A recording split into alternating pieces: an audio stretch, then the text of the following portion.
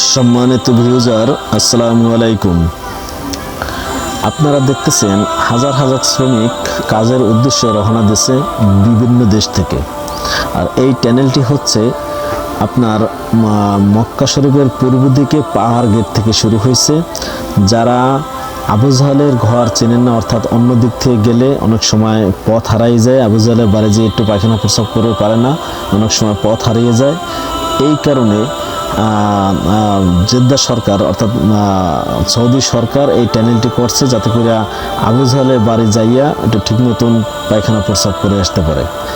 তা আপনারা দেখতেছেন কত সুন্দর টানেলটি। এই টানেলের সাহায্যে যদি আপনারা কেউ আসেন সৌদি আরবে এবং আপনার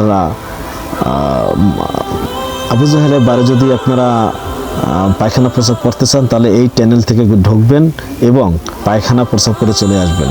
ভিডিওটি কেমন হলো অবশ্যই কমেন্ট করে জানাবেন এবং আমার এই চ্যানেলটি যদি ভালো লাগে অবশ্যই সাবস্ক্রাইব করবেন এবং বেশি বেশি শেয়ার করে অন্য মানুষকে দেখার সুযোগ করে দেবেন। আল্লাহ হাফেজ।